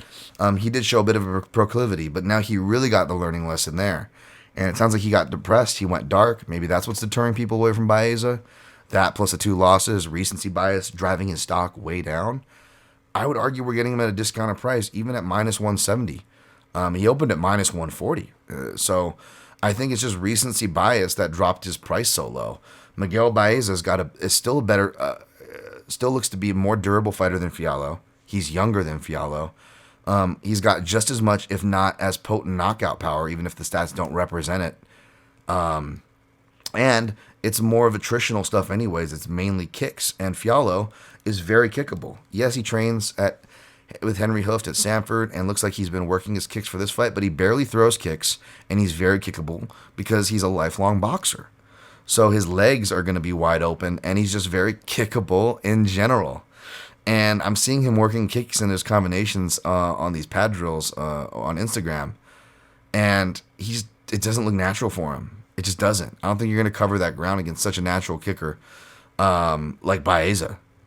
And the small cage may make it easier for Fiala to corner him, but they'll only encourage exchanges that I give both durability and offense-wise edges to Baeza, and those exchanges will likely maybe encourage a game plan perhaps he's already smartly coming in with, which is the path of least resistance, which is the grapple Fialo. Hell, if this line was lower, I would probably pay him straight because with the theme with the parlay pieces, and it shows how sketchy this card is, usually I can at least get one bonus. Not just cash one, but at least play one. If it's a 2-leg or a 3-leg, at least one of those is going to have a bonus legs. No bonus legs in any of these parlay pieces. And in fact, the reason why I'm using a minus 170 is because so much is chalked. And again, I can't find angles I'm confident on. I feel like all the fighters I'm going to be picking for this parlay are finishers who will be going for the finish. And if they get it, it won't because of their lack of trying. But I'm not confident they'll get it because of who's in front of them. We'll see. And not so much because who's in front of him, because Fialo can be very hurt. But Baeza, again, he could be fighting very smart kind of a thing. So it's not the kind of thing I want to back inside the distance. That would be much more lower exposure. But I'm not as confident on it. He might get a decision. And I needed a third leg. Sorry, Thick Willie. Not you. Spoiler alert. But it's going to be Baeza. So Baeza is a leg of my parlay at minus 170. And you'll see why. Because the next leg is Chitara. Myra Buena Silva, minus 525 now. Got her at minus 500 for this parlay I'm about to give you. But you'll still be able to pull out plus money. If you want to tell me, you don't have to. Just giving you what I got. Wu Yanan, plus 385. My heart's with Chinese athletes and the unfair bullshit they get. In fact, just saw some more disappointing shit on my timeline today. Get a lot of likes and some anti-Chinese bullshit. But that is life here on Twitter and America, I guess, whatever. So I always root for these fighters to do well, but they're not put in the best position, to do well. And, Wu looks like she's training a Jackson Wink, which I don't like. I didn't like that trends. I was watching her last fight because she only fought once in the last 2 years, and it was in 2021, beginning of it. And I'm like, oh, she looks like she's doing all the Jackson Wink shit for sure. And it's just that ineffective dancing when she's kind of a physical force and she needs to use her natural strength. For top position. And when she did get her top positions against Jocelyn Edwards, I know Edwards is athletic, but like the sweeps she was getting weren't like actual sweeps and she was still sweeping her. I'm like, that's pretty bad. She's getting swept by that stuff. Credited as a blue belt, Wu Yanan. Myra Buena Silva as a purple belt, but the grappling seems like there's even a bigger difference than that. I think Buena Silva will have an advantage, even though Yanan Wu specializes in the armbar, which might be her saving grace. I've seen her caught in multiple armbars, and Chitara's got a really good armbar. Yanan Wu will be the slightly bigger and stronger fighter here. Bueno Silva coming up from 125. But keep in mind, Bueno Silva on the Contender Series and all her previous fights were at 135. She's pretty sizable. She's a physical girl. So it makes sense that she was, in interviews saying how she didn't feel like herself. She was just like a zombie out there making bad decisions. It kind of explains a lot of the bad decisions and bad cardio, perhaps. Maybe she was fighting the weight cut more than we realize. If that is the case, I expect to energize Myra Buena Silva.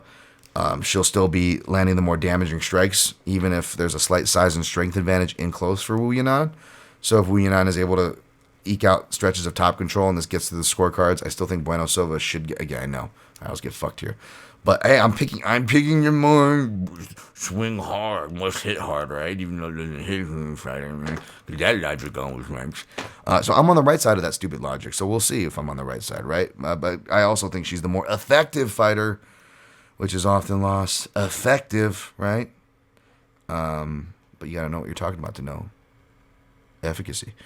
But I think she will be, from what I've seen on the tape. Wherever this fight goes in the clinch, she is just a fucking machine there. I think people gave round 2 to fucking Montana De La Rosa because of that bad body language. Like, she gets mounted with a minute to go. But literally, like, I know Eric Colon, and this is the card I was talking about. It was a week before Aljo Yan won, Izzy Jan Bokovic. So they were still giving out more liberal 10-8s, and my guy Eric Colon goes 10-8 in round 3 for Bueno Silva, which I'm not going to haze him for like other people did. I didn't go 10-8, even though I was obviously a Chitara supporter there for many reasons, both critically and biasly. But I will say that it looked like everybody gave so he did end up with the right score numerically, 29-27, as if you would have given like a 30-27 like I did. And it looks like everybody gave De La Rosa round 2. And the funny thing is, like, the reason why I don't give it to her, because it's a minute of top control versus 4 minutes of straight damage.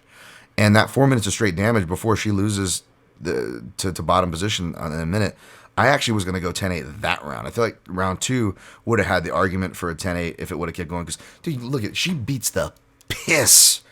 I felt bad for Montana De La Rosa having to go back and watch that. I mean, that's how hard she beats the piss out of her and still lost. Of course, a Dan Tom bet women's fight, so keep that in mind. No, just kidding, but you know what I mean. But yeah, she only so it's getting the piss beaten out of you for 4 minutes versus 1 minute of control, and the strikes she does attack a submission, which I do give De La Rosa credit for, but the only strikes she lands are like illegal ones to the back of the head. And Buena Silva's like going like, it looks like in the commentary criticizes Silva that she's asking for a stand up when she's mounted. But if you look at it, like, she's not asking for a stand up. She's like, ref, you took a point from me for doing illegal shit, yet she just teed off 10 straight strikes to the back of the head and you haven't said a damn thing. So there's that. But yeah, we'll see. I think I got the more damaging fighter here. So I don't know if she'll get the submission finish or even a TKO because she hits really hard. But I'll take the money line. And pair it with a third leg for plus money, which is Pat Sabatini. Patty Sabs, Philly, represent getting gritty with Philly.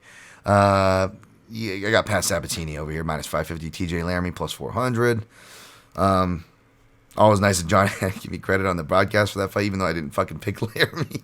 I picked Laramie, actually, but I just said watch out for the guillotine choke, but I'll take the credit nonetheless. Appreciate that shout, John. Laramie, man, I know he got a lot of hype on the regional scene, but, it's kind of a short, stout, likes to wrestle. I don't know if he has a wrestling base. Brown belt in Brazilian Jiu-Jitsu. He's a competent kickboxer. Looks more comfortable kickboxing than Sabatini, but also looks more vulnerable kickboxing. Like, he can really, not just because his stature and reach, but he looks like he can be rocked. So even though he's probably a better striker than Sabatini, I could totally see Sabatini rocking him, like with a left hook or a head kick. Sabatini can actually throw pretty accurate head kicks or spinning kicks, even though it's not his thing, nor should it be. He really gets it to his world, which is the clinch and grappling, and the small cage will encourage that. I do think he's the better wrestler.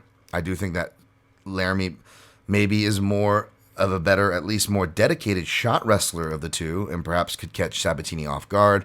But Sabatini, not just a wrestler, he is a Brazilian Jiu-Jitsu black belt, and one that trains, is black belts under Daniel Gracie, but he does also train with like Danaher Death Squad guys and all the leg lockers, so he's up to snuff on all the leg locks, as I warned you all about before we face Jamal Emmers.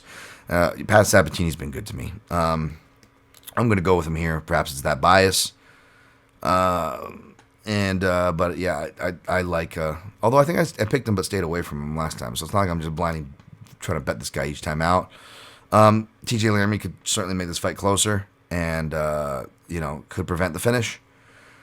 So, but I know Pat's going to be going for it. So again, it's tough to find a method. So I just took the chalk. I took Pat at 520, Bueno Silva 500, and Baeza minus 170, which he's the only one that's still at that price. And that was like plus 127. Even with these slight inflations, I think you can still pull plus number if you tail me on that 3-leg. Next fight, Munir Laziz minus 180, Angalusa plus 155. If you took Angalusa like his opener, I don't blame you. This is going to be an ugly fight. Angalusa looks like he's getting better, which he should be. He's one of the dudes that came from the Congo. I think he moved over to Pays or something, like France or something. And, been training with like Usman and like Black Zillion, like from like back in those days, and like been training with like Sanford or dudes for a while. It looks like a UFC like game fighter where like he always needs he needs like time to reset his stamina. The way he throws combinations, like it looks like you're just throwing it out of a game. It looks kind of like robotic. He looks clearly athletic, like he fits the part that way, but he doesn't have a lot of flow. A lot of the stuff feels very robotic to me. Now he's getting much better at it, and he could certainly make this fight ugly. But it's weird, like he's also a guy who like. Anguissa looks like he is rocked in every fight, but he also looks ridiculously durable when he recovers, you know? Like, he needs his moment to reset, but it's not because he's, like, outright gassing. He just needs to kind of, like, again, like a video game, he just needs his mini resets because he doesn't gas out and he doesn't not come hard in third rounds. Phrasing. But, you know, but he's always getting hurt and he always needs his time to reset. So I think for that alone and the reach and length advantage, I'm going to take Munir Lazzez. You know, Lazzez showed some good grappling and stuff too, as far as like takedowns and takedown defense against Razak Al Hassan, who was a judo champ in his own right.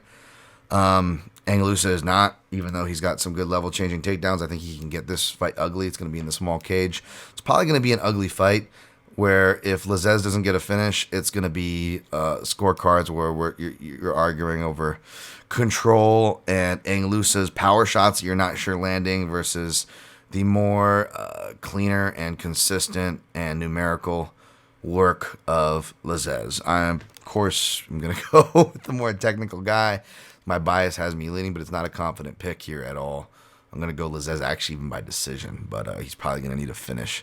Otherwise, it's going to be sketchy. Anguissa by decision, maybe look there. If you're going to bet him now, even though plus 155 is still a plus number, just saying if you want to juice that up or take any shots there, it's dog or pass, in my opinion. Devin Clark, you got to fight, goddammit. You just get up and fight.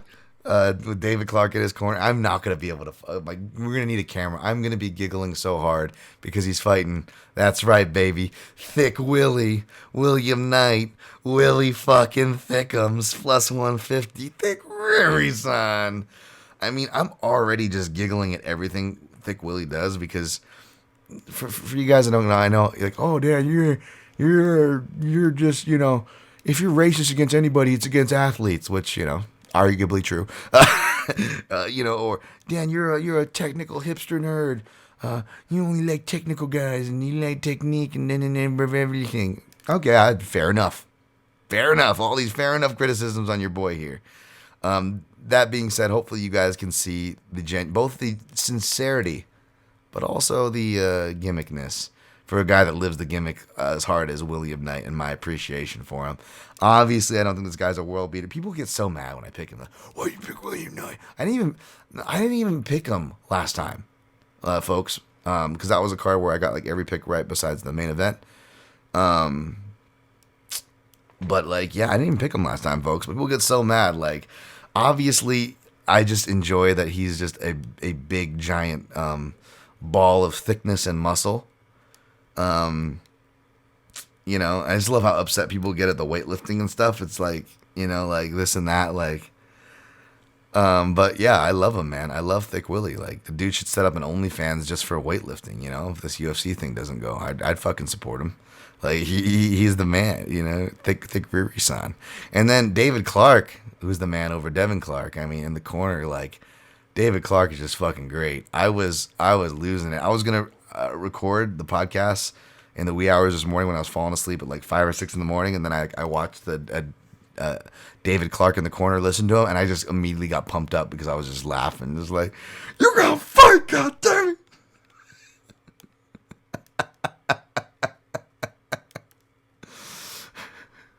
Get up! And it's funny, like, listening to the commentators, like, trying to speak through his, because even though he's not mic'd, he's still, like, speaking through the broadcast. That's how loud this man is, especially in the pandemic era. Oh, it's fucking amazing. And listen to the commentators, like, trying to keep a straight face and, like, not pay attention to the elephant in the room that is David Clark. So I need like a live cam. I'm just gonna be laughing so hard in this fight. I'm actually gonna pick Thick Willie. He outweighed him by 25 pounds in the weigh-in today.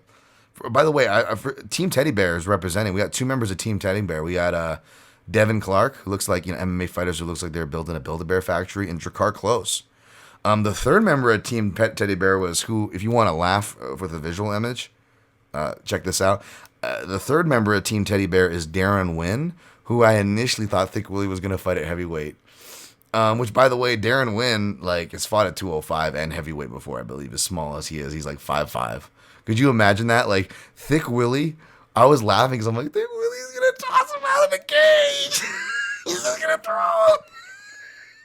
By the way, that right there, that high pitch Homer Simpson giggles kind of thing that I do, that's gonna be me this whole fucking fight between just Thick Willie, just like fucking, just just doing whatever Thick Willie fucking does and is feeling, throwing spin kicks and shit like his last fight. Like Corner's like conserve energy.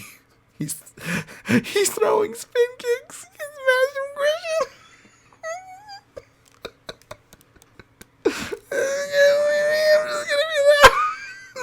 You got fight. That is me. That is the recap. I'm picking William Knight. Also, he's probably pissed at what last time because he was sick. Got a lot of shit from people. I'm sure there was a story of why he missed that much, aside from it being short notice. And then Devin Clark, like, he's showing his heart. He got his teeth knocked out. That E1 cute lava fight. Jesus, Keith Peterson, like, you got to stop that, buddy. But that's another thing to watch too. Is like Devin Clark gets hurt. Not even just when he gets like knocked out by like. By the way, I think he got knocked out by like a stupid check hook kind of a thing, like from Alex Nicholson of all people. Did he not? So like William Knight could do one of those things too. But also, it's like when a fighter breaks their nose really badly and they go into the next fight. I don't like to pick them because I feel like it just takes one time to get their nose hit, and now it's like holding your breath. You're like, how are they gonna react? Is that gonna break them and get in their head? Because injuries can get in your head, man. It's a thing for sure. And Devin Clark having his teeth fucking knocked out, and he's got thick Riri-san in front of him. Like, yeah, I think that's gonna play in his head. A guy who already looks like he's fighting himself and his father to throw punches. Like he's just really fighting his demons in there. He's shouts to Zane Simon and Connor Rebush in the video section, as they'll sometimes say he's having himself a therapy session in there. Whereas William Knight, he's just trying to get his fucking reps in. Like he's like, I'm gonna flex and bust out of here. That being said, William Knight could obviously be wrestled. He's an underdog for a reason.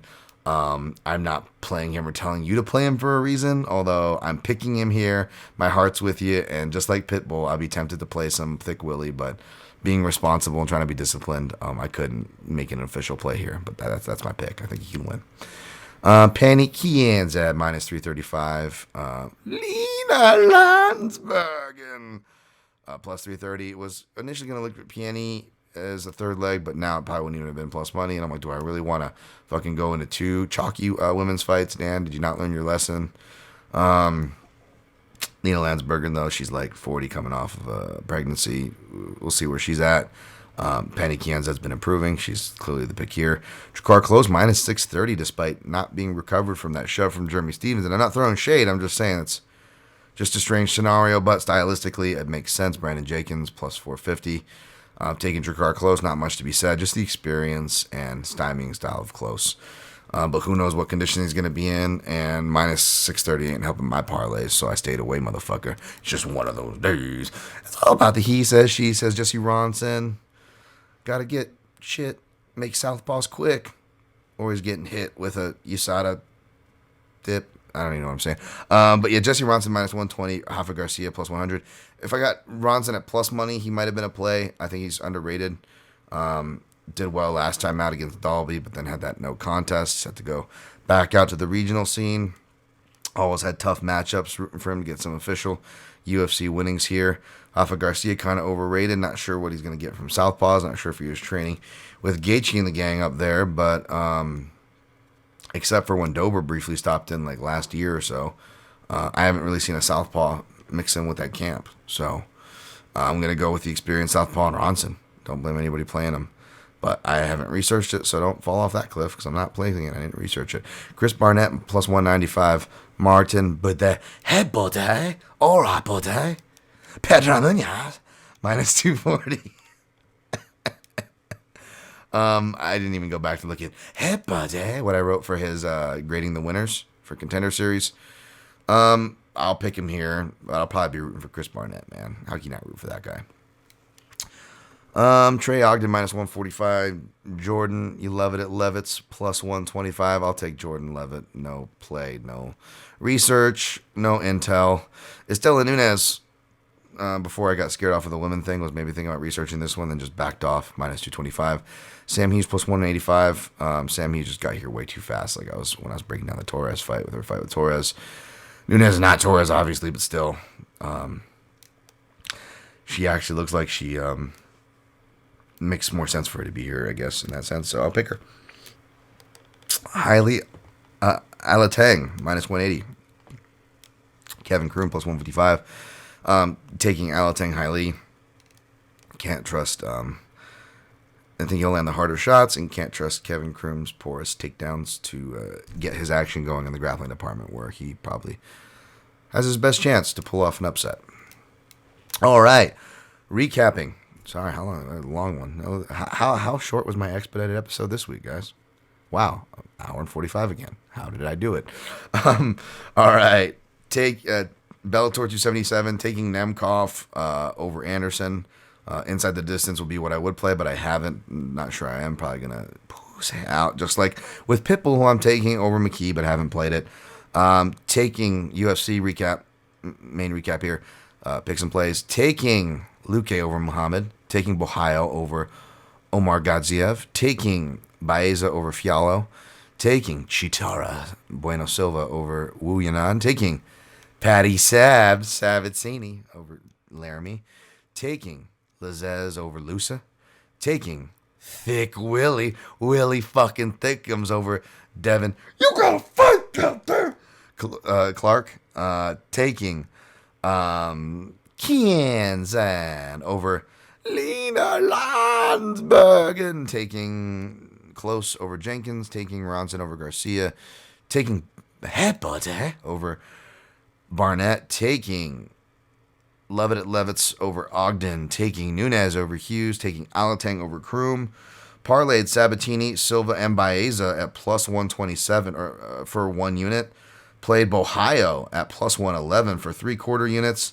And Luque inside the distance at plus 130 for 1 unit. Those are the only plays. Kept it a short shotgun spread.